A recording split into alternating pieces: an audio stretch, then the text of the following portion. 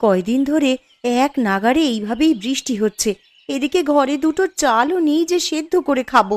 এমন ভাবে চলতে থাকলে তো বন্যা হয়ে যাবে। কি হয়েছে গিন্নি, কি এত বিড়বিড় করছো? যেভাবে বৃষ্টি শুরু হয়েছে, এমন হলে তুমি মাছ ধরতে বেরোবে কি করে গো? আর মাছ না ধরা হলে সংসার চলবে কি করে? ঘরে যে কিচ্ছুটি নেই। আরে আমিও তো সেটাই ভাবছি গিন্নি। এভাবে বর্ষা বাদলা চলতে থাকলে তো না খেয়ে মরতে হবে আমাদের সবাইকে।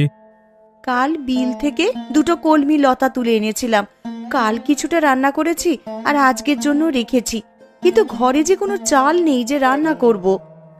আশেপাশে দুই এক বাড়িতে গিয়ে একটু খোঁজ নিয়ে দেখো। আজকে আকাশটা মেঘলা হয়ে আছে, কিন্তু বৃষ্টি শুরু হয়নি এখনো। এর মধ্যে নদীতে গিয়ে জাল ফেলে দেখি মাছ পাওয়া যায় কিনা। আশেপাশে আর কার বাড়িতে যাব? সবারই তো একই অবস্থা। বৃষ্টির চোটে কেউ তো এই কয়দিন ঘর থেকে বের হতে পারেনি। তাহলে তুমি দুটো গমের আটার রুটি বানাও গিন্নি। আজকের রাতটা না হয় আমরা আটার রুটি আর কলমি ডাঁটা সেদ্ধ খেয়েই থাকবো। সে না হয় করলাম, কিন্তু যেভাবে বৃষ্টি শুরু হয়েছে, বানের জল ভেসে আসা শুরু হলে তো বন্যা হয়ে যাবে গো। তখনকার জন্যে ঘরে তো কিছু শুকনো খাবার মজুদ রাখতে হবে। সেটাও তো আমিও বুঝতে পারছি। এভাবে চলতে থাকলে তো বন্যা হয়ে গেলে না খেয়ে মরবে। আমাকে আমার জালটা এনে দাও তো দেখি। আকাশ ভালো থাকতে থাকতে মাছ ধরতে বেরিয়ে পড়ি। ঘরে শুকনো মুড়ি আছে, দুটো চিবিয়ে যাও, না হলে পরে আবার খিদে লাগবে। না না, এখন আর কিছু খাবো না। দেখি কয়টা মাছ পেলে বাজারে নিয়ে বিক্রি করব। ওই টাকায় চাল আর কিছু সবজি নিয়ে আসা যায় কিনা দেখি।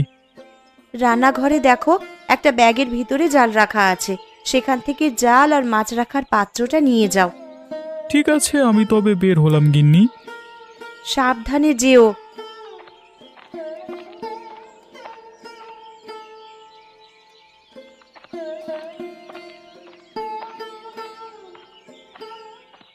হায় হায় হায় হায়, কি হলো আমার? জমিতে যে জল জমতে শুরু করেছে। কিছুদিন হলো কেবল ধান তুলেছি, এখন জল জমলে যে আর গাছগুলো বাঁচবে না, সব জলের নিচে পচবে।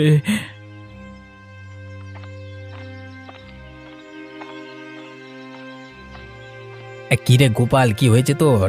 এভাবে আহাজারি করছিস কেন? দেখুন হারান দাদা, এই কদিনের বৃষ্টিতে আমার জমিতে জল জমেছে। আজকেও তো আকাশ মেঘলা হয়ে আছে, যে কোনো সময় বৃষ্টি নামতে পারে।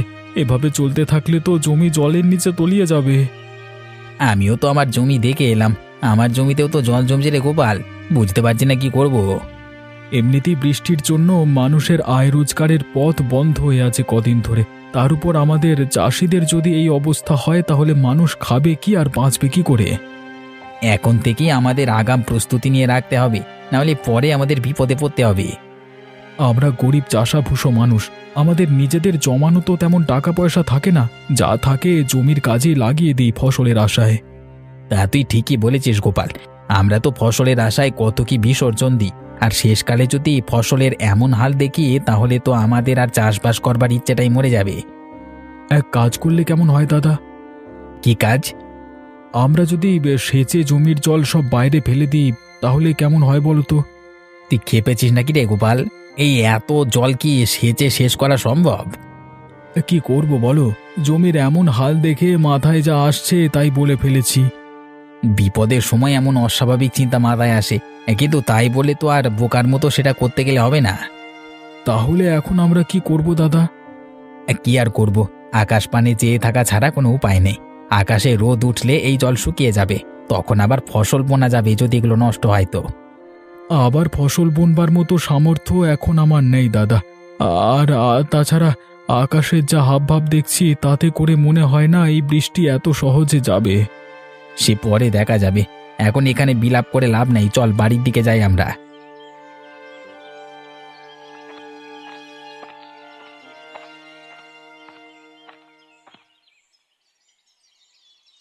একটু সুযোগ পেলেই হলো, এই মেয়ে কাদামাটি নিয়ে খেলতে বসে যাবে।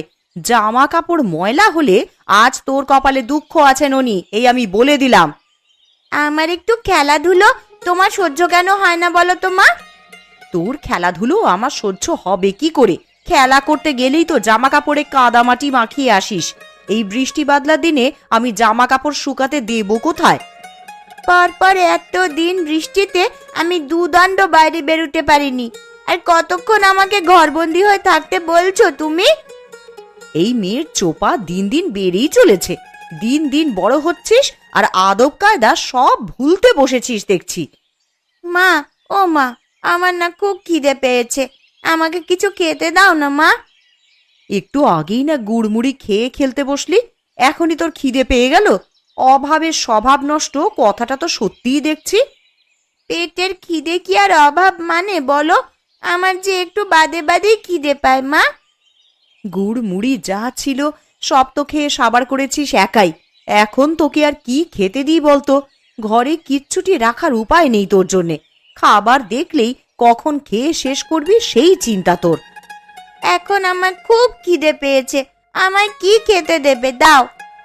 রান্নাঘরে পান্তা ভাত রাখা আছে তোর বাবার জন্য, সেখান থেকে কিছু ভাত নিয়ে খা, আর বাকিটুকু তোর বাবার জন্য রেখে দে। পান্তা ভাত কি দিয়ে খাবো মা? তরকারি কি কিছু আছে? না, পেঁয়াজ আর লঙ্কা দিয়ে ডোলে খা। দুপুরে কচু ঘন্ট করে দেবো খন। শুধু পেঁয়াজ আর লঙ্কা দিয়ে কি ভাত খাওয়া যায় নাকি? তুমি আমাকে অন্য কিছু বানিয়ে দাও না মা। ঘরে আর কিচ্ছু নেই রে মা, এখন পান্তা ভাত খা। একটু বাদেই তো আবার দুপুরের রান্না বসাবো। রান্না হয়ে গেলে তখন আবার গরম গরম ভাত খাস। ঠিক আছে মা, তাই দাও তবে আমাকে। তুই রান্নাঘরে গিয়ে নিজে নিয়ে খা না, আমি দেখি কচুগুলো কেটে ফেলি।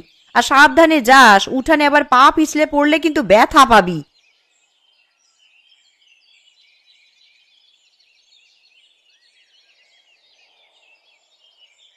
লোকটাকে সেই কখন থেকে খেতে ডেকে এসেছি, এখনো আসার নাম নেই। আর এদিকে যে খাবারগুলো সব ঠান্ডা হয়ে যাচ্ছে।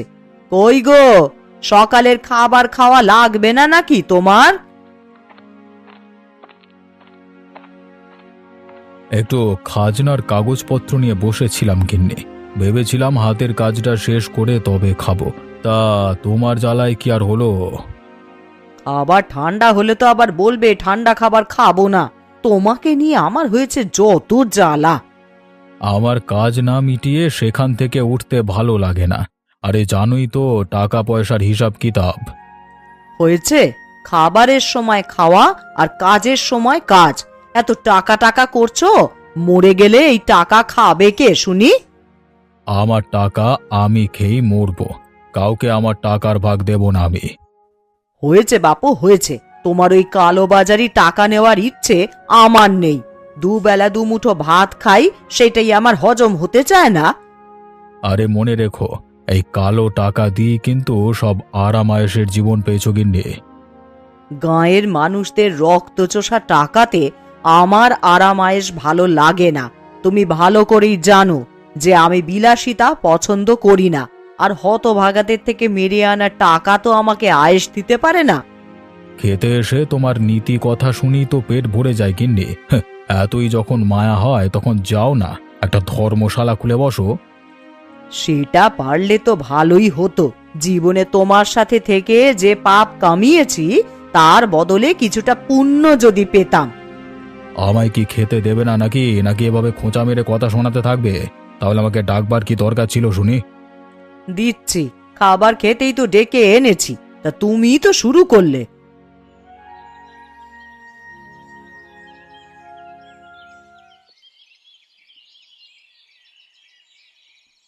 ননি, ও ননি, একবার এদিকে আয় তো মা।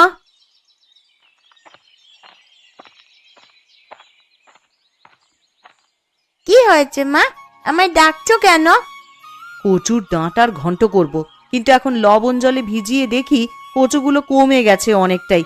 এইটুকুতে সবার তো খাওয়া হবে না রে। তা এখন আমায় কি করতে হবে সেটা বলো। তুই ঘরের পেছনে গিয়ে কটা কচুর ডাঁটা তুলে আন দেখি মা। ওরে বাবা, আমি পারবো না ঘরের পেছন থেকে কচু আনতে যেতে। ওইগুলো ধরলেই আমার হাত চুলকাবে। হাতে প্লাস্টিক বেঁধে তুলে নিয়ে আয় মা, না হলে দুপুরের তরকারি যে কম পড়ে যাবে। বিকেলে আবার গয়া পিসির বাড়িতে যাব, তখন পিসির জন্য তো একটু কচু ঘন্টের তরকারি নিয়ে যাব ভেবেছি। গয়া দিদার বাড়িতে যাবে মা? হ্যাঁ রে মা, অনেক দিন হলো পিসির দেখা নেই, তাই ভাবছি একবার গিয়ে দেখা করে আসি। বেশ, তাহলে আমিও যাব। আমি এক্ষুনি কচুর ডাঁটা তুলে আনছি মা।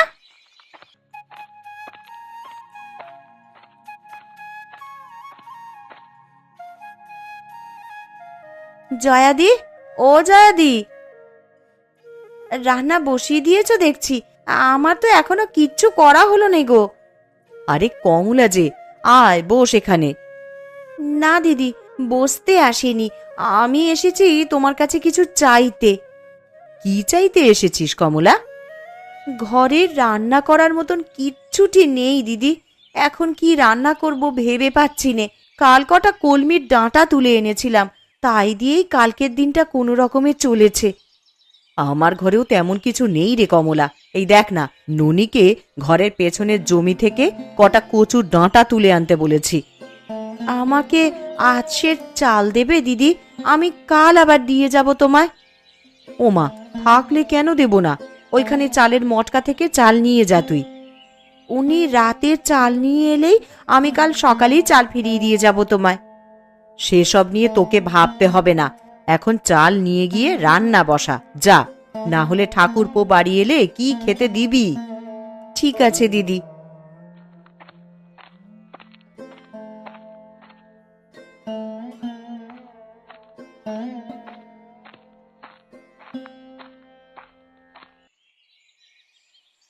আজ 2 দিন হয়ে গেল বাড়ির বাইরে কোথাও যেতে পারছি না। এইভাবে জলবন্দি হয়ে কি থাকা যায় নাকি? ঠিক মতো 2 দিন রান্না খাওয়াও হচ্ছে না।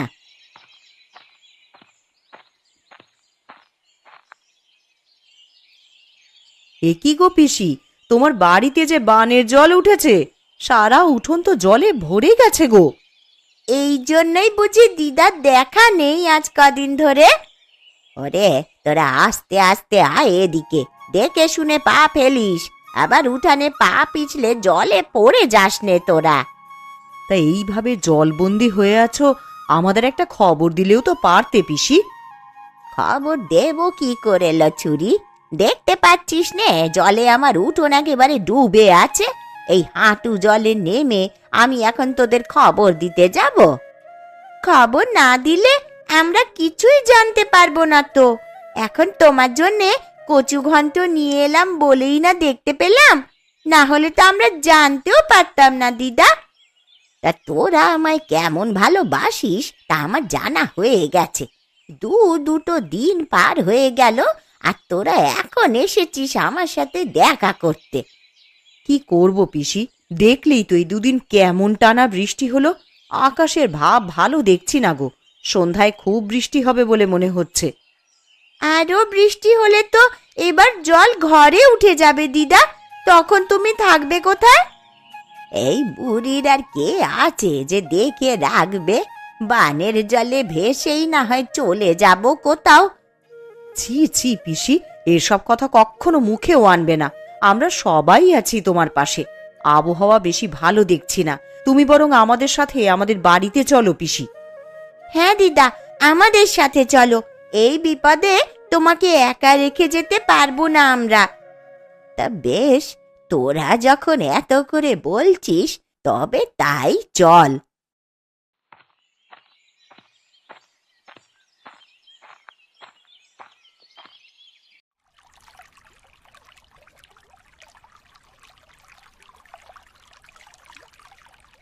ভাগ্যিস কিছু শুকনো খাবার এনেছিলে, না হলে তো আমাদের দুর্ভোগের শেষ ছিল না।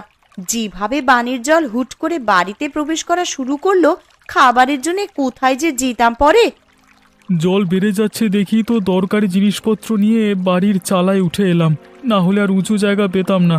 কলা গাছের ভেলা বানিয়ে রেখেছি, যে কোনো দরকার হলে এই ভেলায় ভেসে বেরোনো যায়। কিন্তু যেইভাবে চারপাশে বানের জল বাড়ছে, আমার যে বড্ড ভয় হচ্ছে গো। জল বেশি হলে তখন যাব কোথায় আমরা? ও তুমি চিন্তা করো না গিন্নি, একটা না একটা উপায় ঠিক হবে। আমি একটু বেরোবো। হ্যাঁ, তুমি আবার এখন কোথায় যাবে শুনি? হারান দাদা গোপাল দাদাদের কি অবস্থা, তারা কোথায় আশ্রয় নিয়েছে, এসব একটু দেখে আসতে হবে তো। তুমি চলে গেলে আমি একা একা কি করব এখানে? জল যদি বেড়ে যায় তাহলে আমি একা হাতে কিভাবে কি করব? ওসব নিয়ে চিন্তা করো না গিন্নি, কলা গাছের ভেলা তো একটা বানাইনি, মানে আমি আগে থেকেই আর একটা ভেলা বানিয়ে রেখেছি। কোনো বিপদের আভাস পেলে জিনিসপত্র নিয়ে ভেলায় চড়ে বসবে। হ্যাঁ, না বাবা, আমার একার এত সাহস হবে বলে মনে হচ্ছে না। হবে গিন্নি হবে, বিপদে পড়লে মানুষ সব করতে পারে। ভাবছি সবাইকে নিয়ে মোড়লের বাড়ি যাব কিছু সাহায্যের জন্য, আর সাথে করে জালটা নিয়ে যাব। বানের জলে ভাসা কোনো বড় মাছ পেলে ধরবো। মানুষ বাঁচবে কি করে তাই ভেবেই মাথা খারাপ হয়ে যাচ্ছে, আর তুমি কিনা বানে ভাসা মাছ ধরবে? হ্যাঁ গো হ্যাঁ গিন্নি, যদি ভালো মাছ পাই তবে আমরা সবাই মিলে সেটা তো খেতে পারবো। কারোর কাছেই যে খাবার জিনিস তেমন কিছু নেই। তা তুমি ঠিকই বলেছ, এই সময় তো নদী নালা সব ডুবেছে, বড় বড় মাছ এখন বানে ভেসে আসবে। আমি জালটা নিয়ে একটু ঢু মেরে আসি, আর দেখে আসি সবার কি অবস্থা। ঠিক আছে, সাবধানে যেও, আর তাড়াতাড়ি ফিরে আসবে কিন্তু। ঠিক আছে গিন্নি।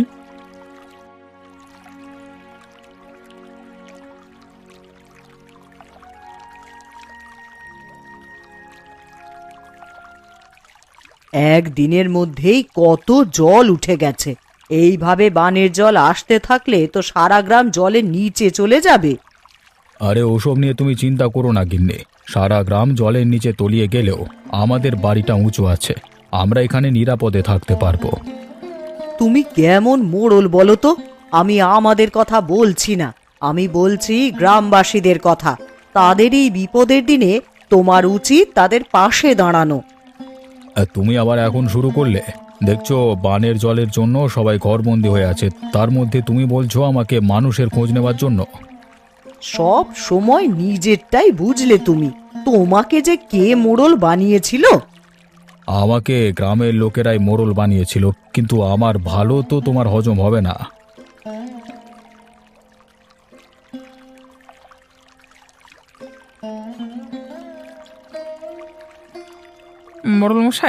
মোড়লমশাই বাড়িতে আছেন নাকি? একবার বাইরে আসুন তো, আমরা সবাই আপনার সাথে কিছু পরামর্শের জন্য এসেছি। আমি দোতলার ওপরে এখানে, গোপাল তোমরা ওপরে তাকাও। আপনি আমাদেরকে একটু সাহায্য করুন না বাবু, না হলে তো সবাই না খেয়ে মারা পড়বো। কি সাহায্য করবো আমি তোমাদের? আপনার কোষাগার থেকে যদি আমাদের কিছু চাল এবং আঠা দিয়ে সাহায্য করতেন, তবে সবাই পেটের খিদে নিবারণ করতে পারতাম। আমার কোষাগারে যা খাদ্যশস্য জমানো আছে সেগুলো তো আমার ব্যবহারের জন্য জমানো আছে, সেখান থেকে তোদের দিলে আমি চলবো কি করে?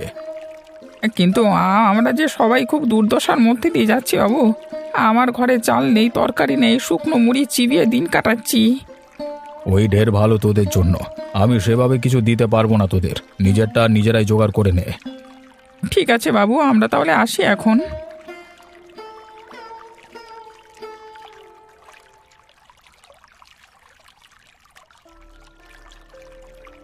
ও মা, দেখো ওই দেখো, কত বড় একটা মাছ দেখা যাচ্ছে বানের জলে।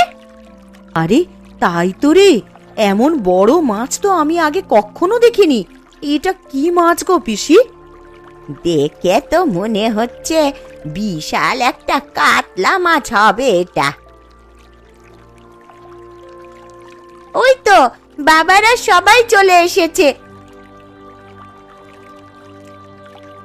বাবা জানো, এই বানের জলে বড় একটা কাতলা মাছ ভাসতে দেখা যাচ্ছে।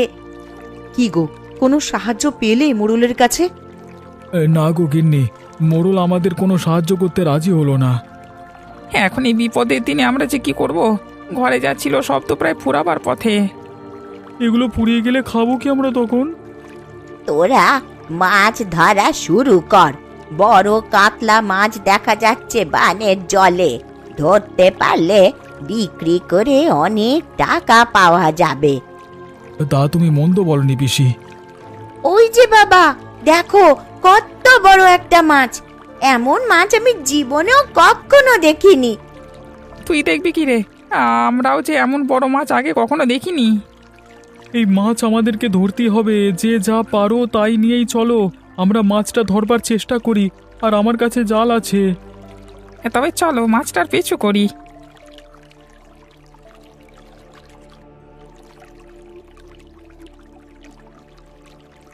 কিরে, তোরা সবাই মাছ ধরবার সরঞ্জাম নিয়ে কোথায় চলেছিস?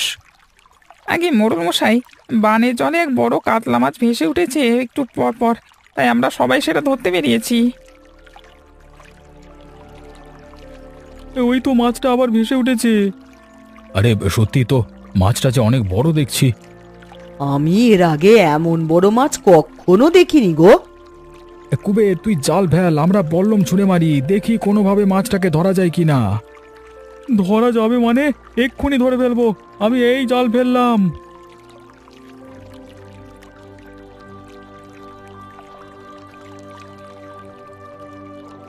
দাদা আমাকে সাহায্য করো তোমরা, একা হাতে আমি বড় মাছ তুলতে পারবো না।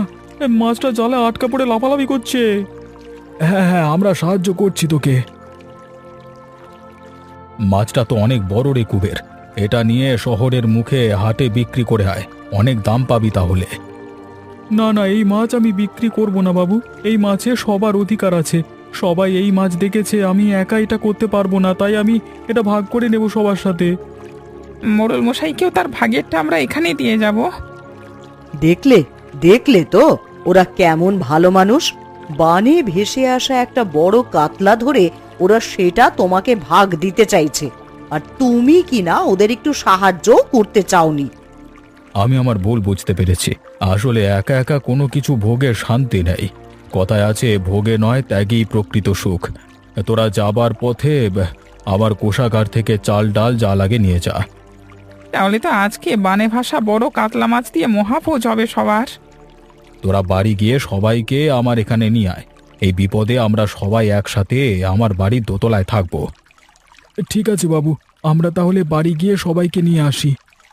মাছটা আপনার বাড়িতে রেখে যাই, এসে না হয় রান্না বান্নার আয়োজন করা যাবে। হ্যাঁ।